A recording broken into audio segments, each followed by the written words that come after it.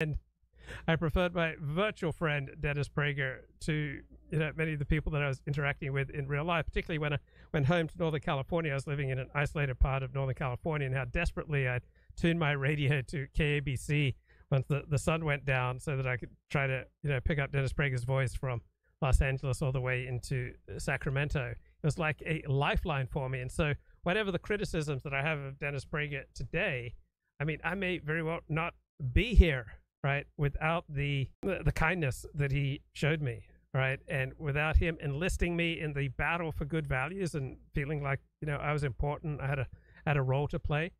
I first met Dennis Prager in person on a Friday night, January 28th, 1994, in Tampa Bay, and then after he spoke Saturday morning, so that would have been January 29th, 1994. So I would have been, I think, 27 at this time. He kind of motioned me over. He was driving away in his car, and then he saw me and he just like motioned me over. We got to talk privately for about 10 minutes.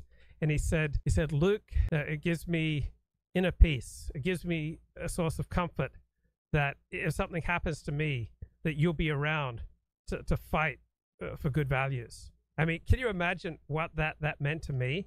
That I was a source of comfort and peace to Dennis Prager because I was around to fight for good values.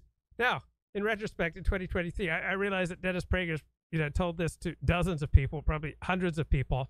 One of his favorite lines he says to his YouTube co-host Julie Hartman when she says, "Oh, your book changed my life."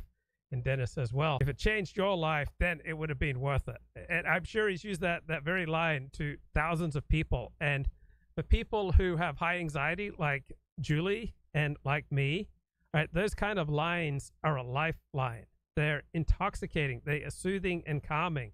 This is a virtual friend. This is in Julie's case, it's a real life friend.